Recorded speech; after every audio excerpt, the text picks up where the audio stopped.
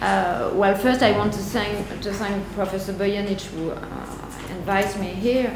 I would like to apologize. I have to be in Paris today yesterday, for academical reasons, and I do prefer to be here for scientific reasons.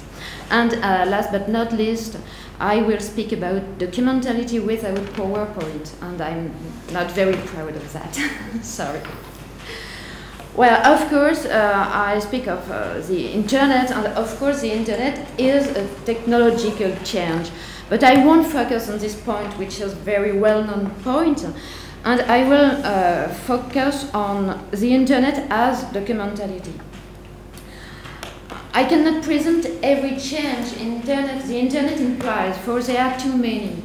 For example, we may think of words, even the words have been changed, for they have become technological words. And we can imagine new forms of words, won or lost, on the internet. But I won't speak of this quite interesting problem. My main focus, nevertheless, will be on the changes in our everyday social relationships the internet produces. For I assume relationships in the social gaming are changing, and this change has to be linked to the way we write on the internet. I suppose the internet is a natural place. Might I say so, natural place? I suppose the internet is a natural place for documentality as Maurizio Ferraris defined it. For what we are doing on the internet is that what we are scribing, what we are writing on the internet. On the internet there is no difference between to do something and to write something. So let us focus on a few questions.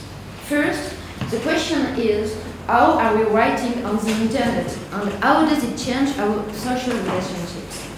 The example I will focus on is friendship and the strange sound this word makes on the internet. For, of course, speaking of friendship between two persons that have never met in the world, I mean in the real world, should I say in the real world? It's a difficulty we have to solve. But to speak of friendship between two persons that have never met in the world might seem strange. Isn't friendship based on time shared with each other, for example? Do we need to be in the same place in order to be friends? If we have to meet, we have to be in the same place. So there is a special conditionality upon friendship. As it can be seen, the question hidden behind all the questions about the internet needs that first we determine if the internet is in the actual world or not. Is it a virtual world? Is it out of the actual world? Where it is? So the question of the space in which we are when we are on the internet is the question. So where are we when we are surfing on the internet? That's the first question.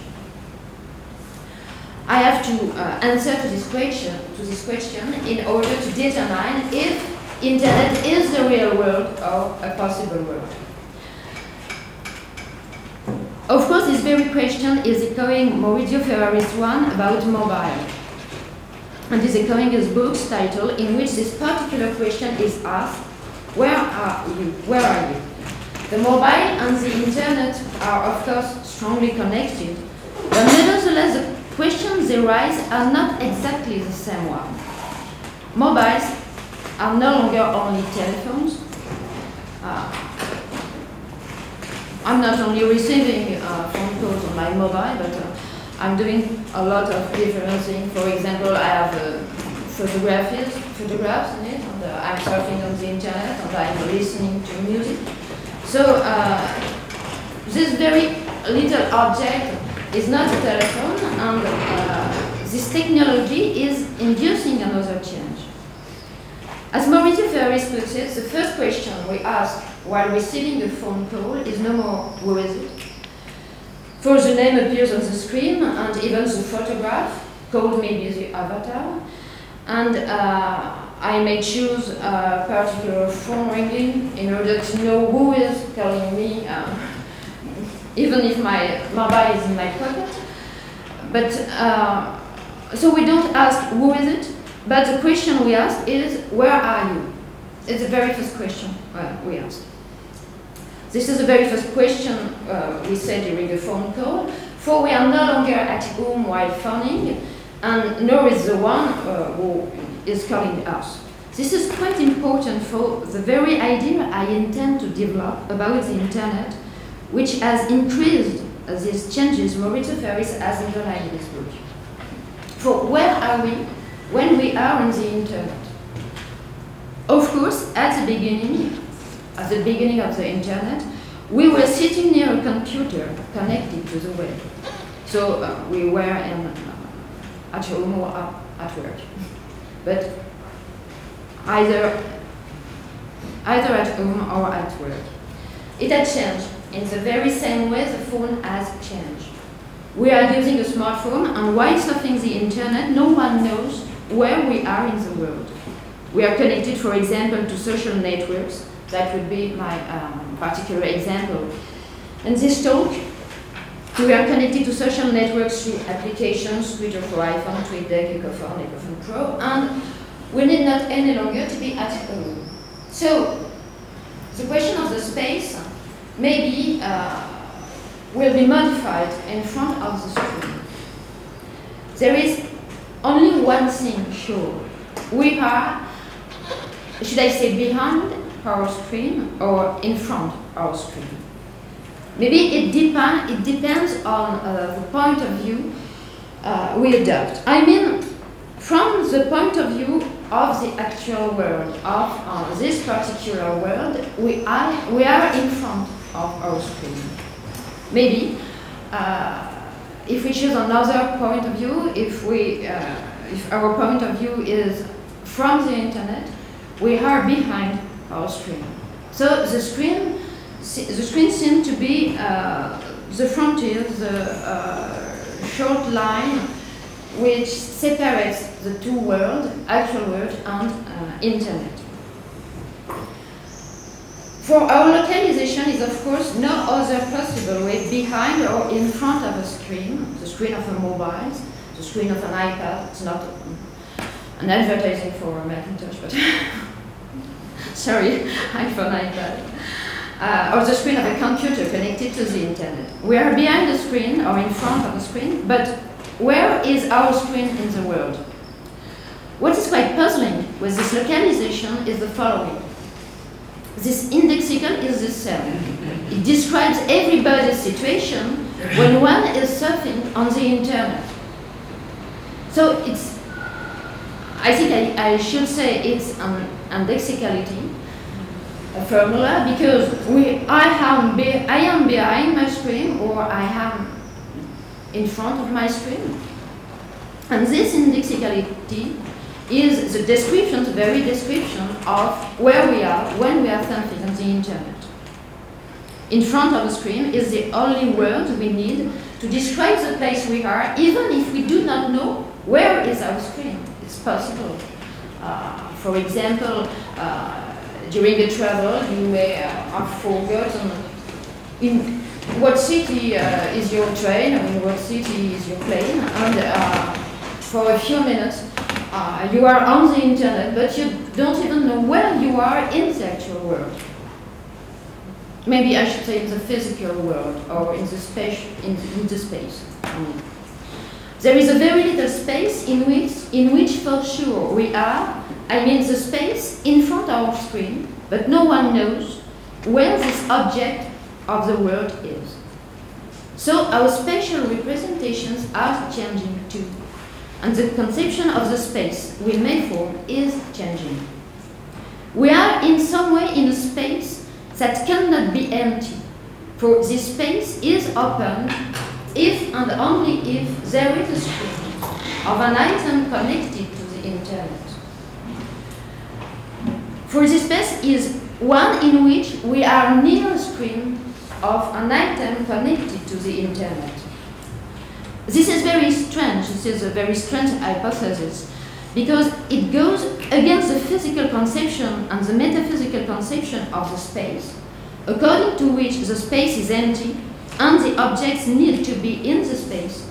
For example, according to Strawson, this is Strawson's deflating interpretation of Kant that Maurizio Ferraris has discussed with Visconti, Cosa resta oggi della critica della ragione pure? Well, now I think I should apologize both for my English and for my Italian, so not English, According to Strawson, actually, the very weak point in transcendental aesthetic is that each experience that is meaningful is temporally ordered, and many of them are spatially ordered. And Maurizio Ferraris explains Strawson's point of view. Possiamo pensare in uno spazio senza oggetti, ma non degli oggetti senza spazio. So, if I translate, we may conceive of a space without objects, but we may not conceive of objects without space. And it doesn't subscribe to this deflating interpretation of Kant, and I do not subscribe, neither do I do not subscribe to this interpretation of in what space we are. Furthermore, should I say, the space in which we are needs the stream of an item connected to the internet in order to be opened or to be possible or to exist. And without this item, there is no space. For there is in fact no social space in which we may give and exchange news. So the space, in this case, seems to be secondary, and the objects are first. The stream of an item connected to the internet opens a space in which we are, and it doesn't matter if we are in the train or at home or at work. So maybe we should speak of a half space, for it is limited by our screen. But I have not yet answered the question I asked.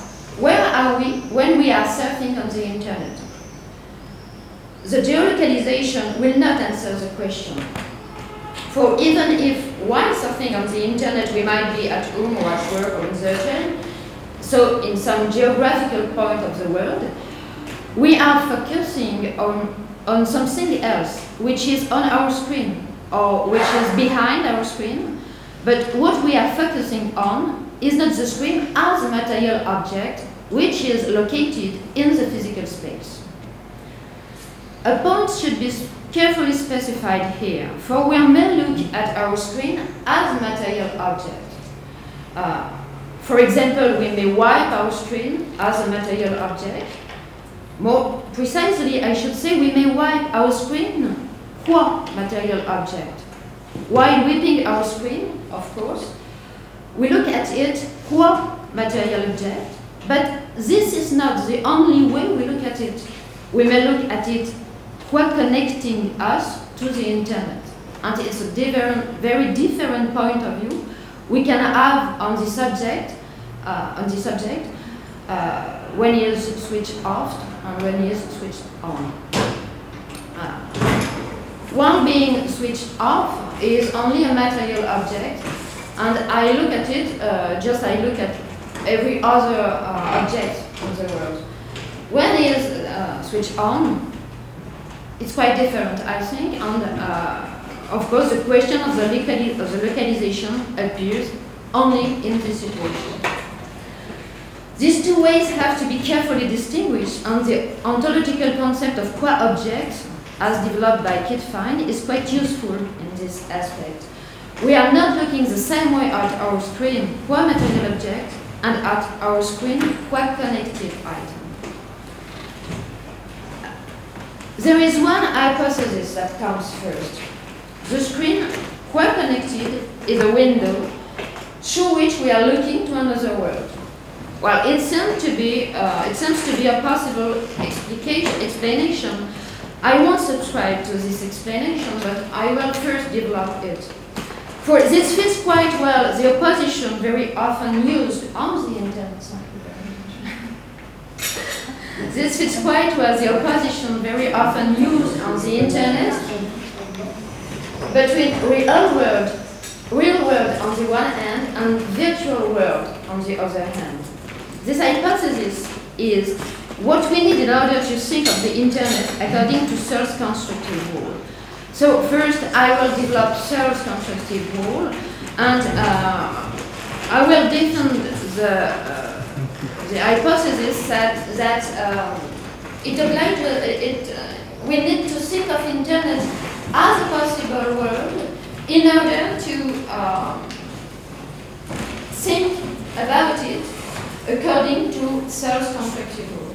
And of course, as I don't think, and I will give you some reasons, as I don't think that internet is a possible world, I think internet is part of the actual world, so we won't be able to think of it according to Searle's constructive rule. So, hypothesis one, and I don't subscribe to this hypothesis, the constructive hypothesis.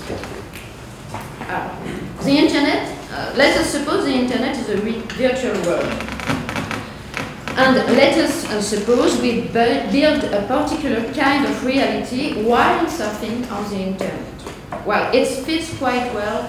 One example, the example of the games, and the games online, and maybe the first games online, because actually what we are thinking about is serious games, and the specificity of serious games is to have consequence in the course of the life. Well, so I do think that this hypothesis about internet as a virtual world is a very good hypothesis about internet. Well, for example, let's think about games. In a game, in an online game, we build cells that have never existed. We build as a hero in games like, for example, Urban Evoque. So, of course, the constructive rule seems to be very useful in this case. This hypothesis, for example, is supported by the well-known and very often described phenomenon of multiple selves. Individuals who are surfing are supposed to lose their whole self between the multiple avatars they choose on the internet. Well, for instance, Sherry Turkle in Cyberspace and Identity underlines this point. She designs as a derealization of the self. This model comes from the universe of games, sure, in which the players are supposed to choose a lot of selves, but I think first that we can reject it only with a Lockean argument about self and memory. If it is the same person, the internet, who keeps the memory of all his avatars on the internet, is a unique self we need to describe the situation. So I don't think it's a very quite good argument against reality of internet. I think memory and personality are not in question in this particular situation, and I think it's the very same question that the question I asked Mauricio Ferris about hard cases, because if we think of internet from the point of view of pathological conduct and pathological point of view, I'm not sure we will understand quite well this phenomenon. So we should forget these hard cases and focus on the person of the internet who keeps the memory of what he has done, what he has written on the internet. Something interesting is that Sherry Turkle describes the computer as a second self. Well, I don't agree, because I don't think so. There is no a multiplicity of selves on the internet. But I think the link between internet, the computer and the internet is quite much stronger than she has said. For example, I think the computer is the self not qua material, but qua electron. Maybe we should say we have an electronic self, which is our memory, the memory of our children, for example, registered in the photographs we always have in our iPhone. Well, I may assume that I won't have myself if I have not my iPhone with me. So we are supposed to look at our screen just as if we were looking through a window from the actual world in which we are to a possible world we are trying to access to. This model is not a satisfying one, in which a virtual reality is supposed to emerge upon the social reality. A virtual reality is construed upon the social reality, which, according to Searle, is construed upon material reality. For the constructive rule may be iterative. And I think this is the iteration of the constructive rule which is in question here.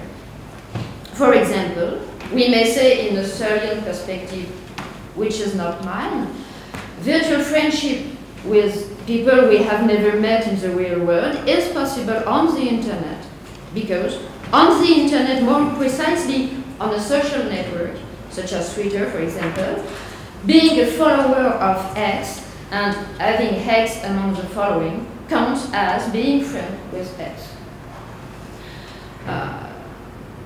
Of course, as it is seen, this fits quite well with John Searle's well-known constructive rule, according to which X counts as Y in C. I need to develop it in order to make clear in this way of conceiving of the internet the genuine error I intend to avoid. Which is important here, for me, is that the constructive rule may be duplicated. Let us examine, for example, the avatar. An avatar is considered as a person on the internet, precisely on an online game or on a social network such as Twitter or Facebook. The relationship between the avatars duplicates the relationship that exists between the persons in the real world. So the constructive rule seems to be quite useful to express some situations such as, first, the avatar counts as a person on the internet. Two, the relationship between the avatar counts as friendship on Facebook. Or, which is more interesting for us, being silent counts as being absent from the internet. And we may underline that as the constructive rule can be iterated, the X term at one level may have been a Y term at a earlier level, so that the structure of our social world is laminated, which I deny. I deny the structure of our social world to be laminated. It is unified. And there is no need to build a bridge between different parts of the world in which we are when we are surfing on the internet and when we are on the space, on the ordinary space, should I say, or maybe the immediately accessible world. So, I will propose another way of describing this particular phenomenon the internet has become, in which the concept of documentality plays a main role. From now on, I will focus on the hypothesis 2 about documentality, which I do think describes quite a much better what is a social network. According to hypothesis 2, we may have a much more simple explanation of what is the case on the internet, and above all, we may be able to speak of the internet as a part of the real world. This is quite a positive effect, for if one supposes the internet is a possible world, one fails to explain the relation of causality between our supposed actual world and the internet. So, hypothesis 2, documentality. Of course, from my own point of view, I will now develop the internet is not a possible world, and there are quite convincing metaphysical reasons to say so. I will now underline. This point is of great importance for if the internet were a possible world or a virtual world, the interpretation given according to Searle's constructive rule might be tempting. But as Maurizio Ferrari said, there is no X for the internet. Where is the X of the internet? I don't agree at all with the distinction commonly used between virtual life and real life. Of course, these expressions are not clear, but I think we might understand them as if they were denoting partial models of both the actual world and the possible world. This very idea, in my own view, is quite as misguiding as the constructive rule itself, and of course, there is a strong connection between them. This distinction between actual and real about the internet is nothing but some kind of epistemological obstacle for who is trying to think the internet and the ways of sociality it develops. According to David Lewis' conception of causality in The Plurality of Worlds, two worlds that are connected by a relation of causality are the same world. If the relation of causality runs across different worlds, we are not allowed to speak of different worlds. There is one world, only one world. Of course, it is very easy to show many examples of relation of causality in the two directions. I mean, on the one hand, from the internet to our world, and from our world to the internet.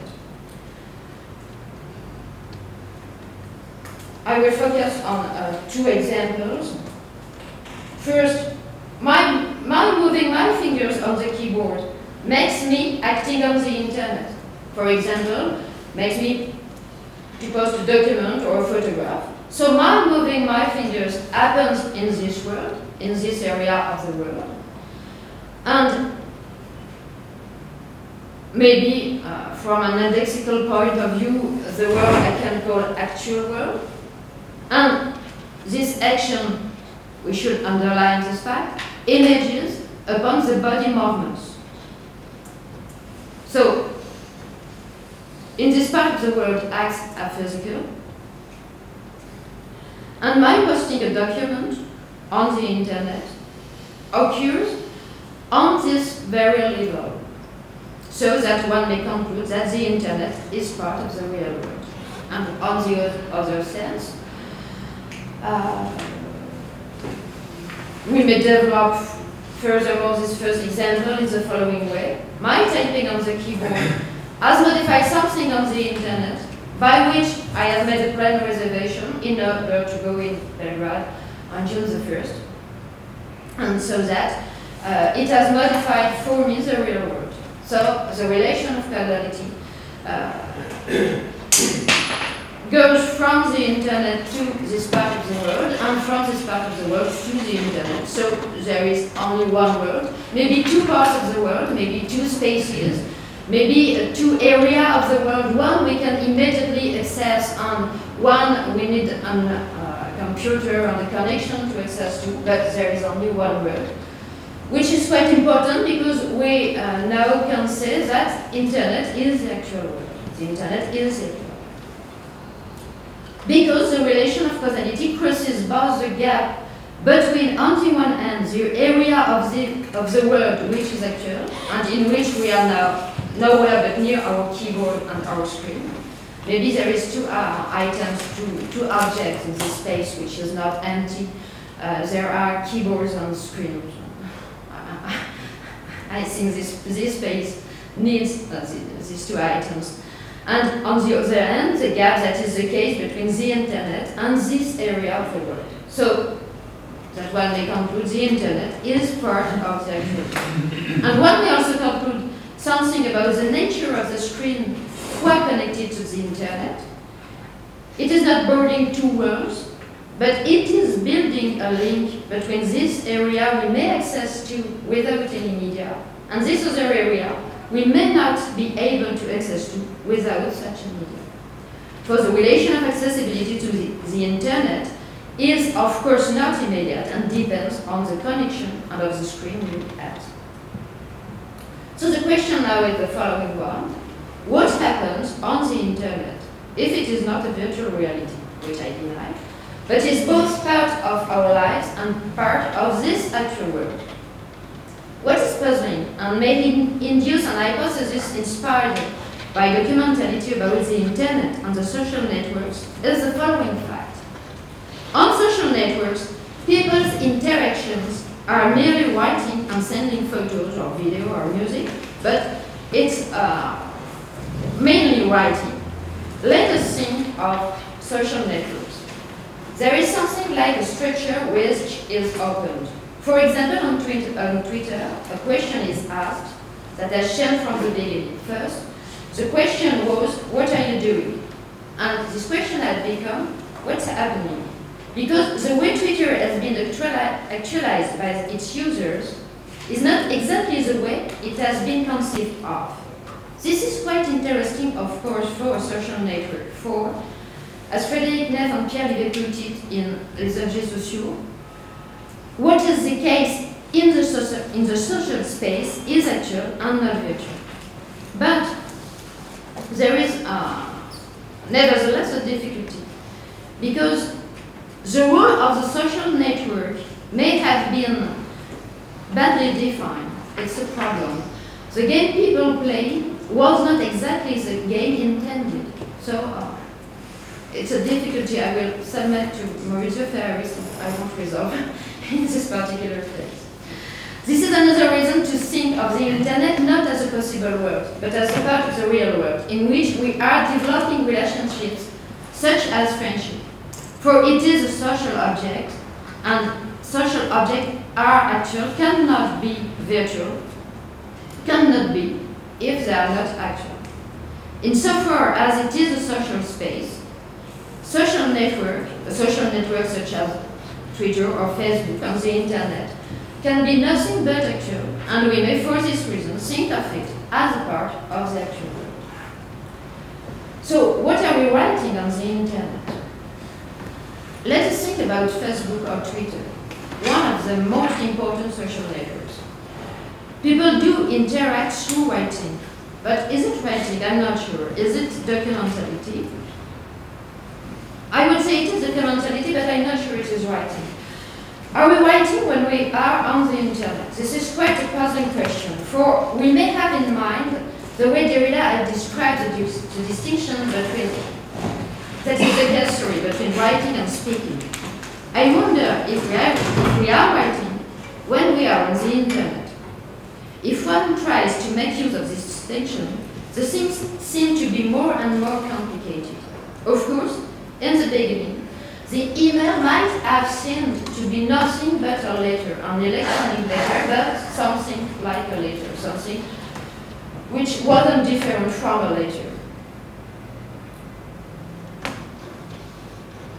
We may have thought of electronic mails exactly in the sense one may use the term of correspondence to describe the relationship between Descartes and Elizabeth. Nothing prevents us to write emails as Descartes wrote letters to Elizabeth. Of course, so emails might be letters. But we may also write emails, in general a lot of emails, many emails, to a friend in order to make an appointment, for example, with him. And in that case, I wonder if it is writing. It is, in fact, some kind of phone call. Maurizio Ferraris has underlined in his book about the ontology of mobile that we no longer need to be in the same place to speak to each other. We don't even need to be on the phone at the same time, because our voices may be registered. So I wonder if we need any longer to be in the same place to be friends. I think these two questions may be connected. We no longer have to be in the same place at the same time in order to communicate with each other. But isn't communication, which is the aim of speech and not of the writing? The way we are writing on the internet is not only registering our thoughts, but also communicating with the other peoples that are connected on the social network. Is it writing? I would assume that the internet is also changing not only the way we conceive of language, but the way we use it. There is no more a sharp cut off between speech and writing. A quite good example is the way literature is changing from now on. Let us read what Jean-Marie Schaeffer has underlined about literature in his book Petite écologie des études littéraires. According to him, the problem is neither with literature nor with fiction. For people are writing on the internet, they are writing a lot, and let us assume they are writing quite more than they used to do. They are publishing too on their blogs, and they need not any longer to be published on paper in order to play a role in the e-literature, in the so-called e-literature. The problem is with the too aristocratic point of view upon literature, which fits no longer what people want it to be. Let us think about e-publication, for example, and e-books that are changing the rules of book publishing.